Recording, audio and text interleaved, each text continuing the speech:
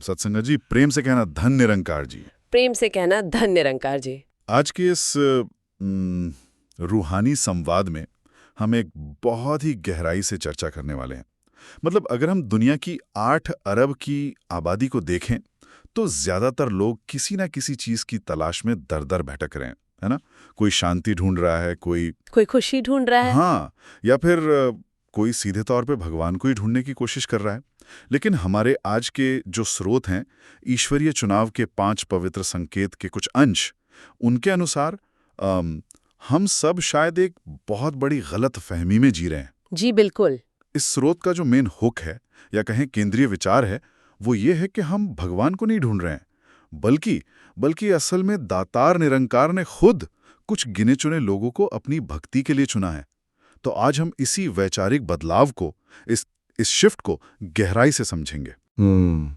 ये धारणा असल में इंसान के नजरिए को पूरी तरह से पलट कर रख देती है, क्योंकि सदियों से मानव जाति का जो अहंकार है वो यही मानता आया है कि मैं परमात्मा की खोज कर रहा हूँ। इंसान अपनी तपस्या को, अपने अपने ज्ञान को बहुत महत्व देता है। हाँ बिल्कुल। लेकिन जब हम इन स्रोतों को पढ़ते हैं तो पता चलता है कि आध्यात्मिकता कोई ऐसी चीज नहीं है जिसे हम अपनी मेहनत से बस हासिल कर लें।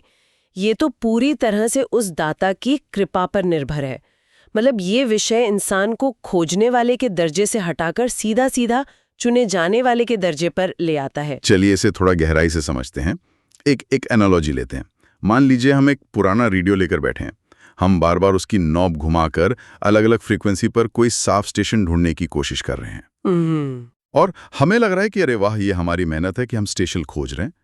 लेकिन अचानक हमें पता चले कि वो स्टेशन खुद हमारे ही ट्रांसमीटर पर सीधा प्रसारण कर रहा है।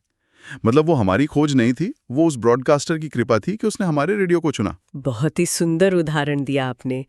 जब इंसान ये बात गहराई से समझ लेता है ना कि ये उसके प्रयासों का फल नहीं है बल्कि उस निरंकार का चुनाव है, तो भीतर की सारी झटपटाहट खत्म हो जाती है। जी। क्योंकि खोज में हमेशा एक बेचैनी होती है, लेकिन कृपा में एक ठहराव होता है, और स्रोत इसी ठहराव को ईश्वरीय चुनाव का पहला प्रमाण मानता है। तो अब साध संगत जी के मन में सबसे बड़ा सवाल ये उठेगा कि उन गुप्त संकेतों को पहचाना कैसे जाए।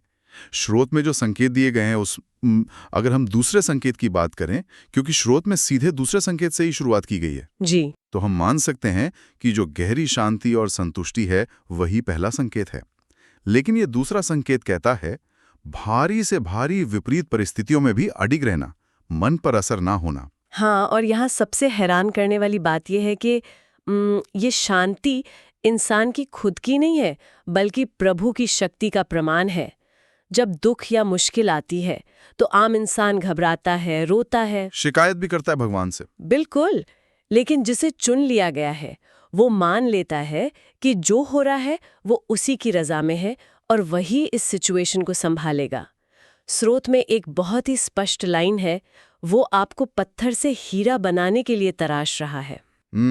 पत्थर से हीरा, ये बात बहुत लोग कहते हैं। कोयले पर जब बहुत ज्यादा दबाव या कहें प्रेशर पड़ता है तभी वो हीरा बनता है। लेकिन यहाँ पर बात बहुत दिलचस्प हो जाती है। इंसान की फितरत तो घबराने की होती है ना।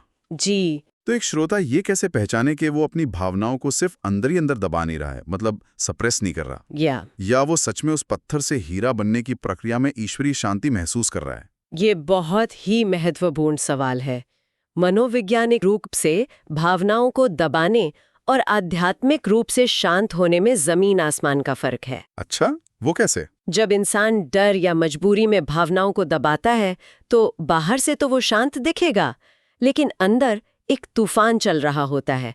उसके मन में लगातार शिकायत चलती है कि मेरे साथ ही ऐसा क्यों, या मुझे ही ये दुख क्यों। हाँ, अंदर कड़वाहट रहती है। सही कहा। लेकिन जब ये शांति कृपा से आती है तो भीतर कोई कड़वाहट नहीं होती। शिकायत करने की जो इच्छा है ना, वही जड़ से खत्म हो जाती है। ये एक पूर्ण स्वीकार भाव है। मतलब शिकायत ना करना ही असली पैमाना है। और जब बाहरी परिस्थितियां मन पर असर करना बंद कर देती हैं, तब एक और गहरी चीज होती है। ये हमारा तीसरा संकेत है, मैं कमिटना और सच्ची विनम्रता। बिल्कुल। ये भावना कि मैं कुछ नहीं हूं, जो है वो प्रभु ही है, अपनी मैं यानी अहंकार को मिटाकर हर किसी में उस निरंकार के दर्शन करना। हाँ, आध्यात्मिकता का गणित दुनिया के गणित से बिल्कुल अलग चलता है। दुनिया कहती है खुद में कुछ जोड़ो, धन, पद, शोहरत, ताकि तुम बड़े बन सको। हाँ, अपनी ब्रांडिंग करो। जी, लेकिन इस रास्ते पर जब इंसान खुद को छोटा मानता है, जब वो खुद को शून्य कर देता है, ठीक उसी क्षण प्रभु उसे अपने गले लगा लेता है। इसको अगर हम एक पानी की बूंद के समंदर में मिल जाने से जोड़ें। जब बूंद समंदर में गिरती है तो वो अपनी मैं खो देती है, पर वो खुद पूरा समंदर बन जाती है। क्या बात है, बहुत ही सटीक एनालॉजी है। लेकिन तो इस सब का असल मतलब क्या है? आज की दुनिया हमें हमेशा खुद को साबित करने और अपनी मैं को बड़ा करने की सीख देती है।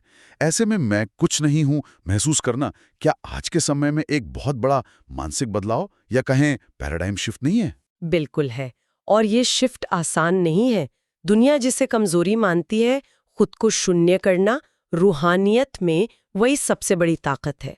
इंसान को सबसे ज्यादा दुख उसका अपना अहंकारी तो देता है। हाँ, कोई बुरा कह दे तो दुख होता है। जी, क्योंकि हमारी मैं को चोट लगती है, लेकिन जो खुद को कुछ मानता ही नहीं, उसे कोई नीचा कैसे दिखा सकता?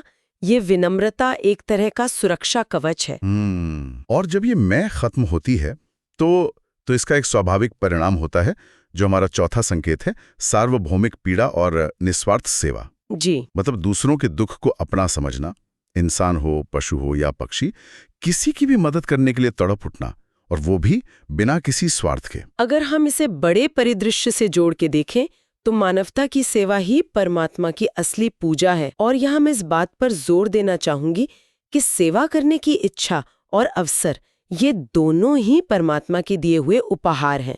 हर किसी को ये जज्बा नहीं मिलता। पर यहाँ एक चुनौती है। क्या बिना किसी स्वार्थ के सेवा करना ही वो असली फिल्टर है जो साधारण दया को ईश्वरीय गुण से अलग करता है?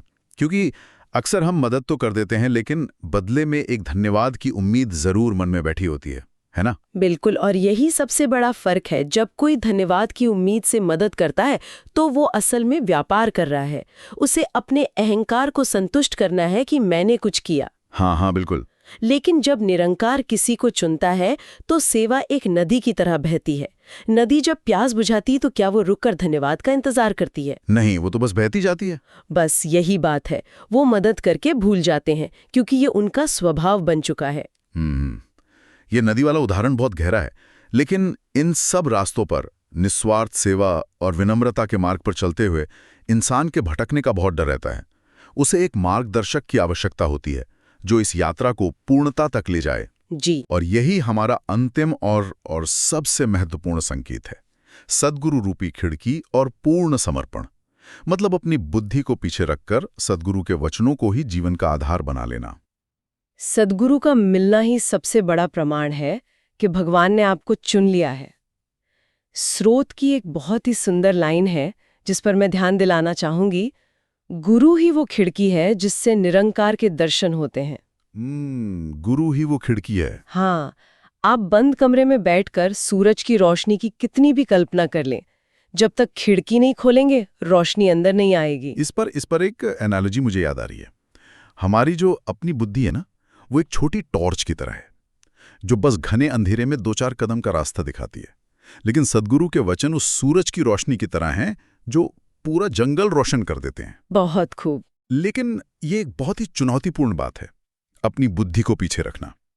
एक जिज्ञासु व्यक्ति जो आज के युग का है, वो अपनी तर्क शक्ति यानी लॉजिक और सद्गुरु के प्रति पूर्ण समर्पण के बीच संतुलन कैसे बनाए? क्या ये अंधविश्वास नहीं लगेगा किसी को? ये बहुत लोगों को लगता है, पर देखिए, लॉजिक या तर्क शक्ति वो वाहन है जो आपको गुरु के दरवाजे तक लेकर आता है। अच्छा। इंसान अपने तर्क से ही समझता है कि दुनिया नश्वर है, लेकिन उस दरवाजे के पार जाने के लिए, उस असीम को महसूस करने के लिए आपको वो वाहन वहीं छोड़ना पड़ता है। आप अनंत को अपने सीमित दिमाग से नहीं नाप सकते। समर्पण का मतलब अंधा विश्वास नहीं है, बल्कि ये जागरूकता है कि मेरी बुद्धि की एक सीमा है। मतलब गुरु के दरवाजे तक बुद्धि का काम है, पर अंदर जाने के लिए सिर्फ समर्पण। बिल्कुल सही। तो अगर हम इस पूरी चर्चा को समेटें तो स्रोत के अंत में इस रूहानी यात्रा को जारी रखने के लिए 3 मुख्य स्तंभ बताए गए हैं। सिमरन, सत्संग और सेवा, इनको जीवन का अभिन्न हिस्सा बनाना है। जी। और जाते जाते मैं एक विचार श्रोताओं के मन में छोड़ना चाहूंगी जो मुझे स्रोत पढ़ते हुए महसूस हुआ। हाँ, बताइए। अगर आपको अपने भीतर ये सारे संकेत दिख रहे हैं, शांति, विनम्रता, सेवा, और आप जान गए हैं कि निरंकार ने आपको चुन लिया है, तो क्या ये चुना जाना कोई विशेषाधिकार है, मतलब कोई प्रिविलेज है, या ये एक बहुत बड़ी जिम्मेदारी है? क्या इसका मतलब ये है कि अब आपको उन लोगों के लिए एक खामोश रोशनी का काम करना है जो अभी भी अपनी आध्यात्मिक तलाश के अंधेरे में भटक रहे हैं? ये सच में बहुत ही विचारोत्तेजक बात है, एक खामोश रोशनी बनना। अगर ये रूहानी संवाद आपको अच्छा लगा तो इस चैनल को लाइक और सब्सक्राइब जरूर करें, और अगर आपके मन में कोई ऐसा डाउट हो तो आप कमेंट में जरूर बताएं। बिल्कुल। प्यार से बोलिए, धन्य निरंकार जी। धन्य निरंकार जी।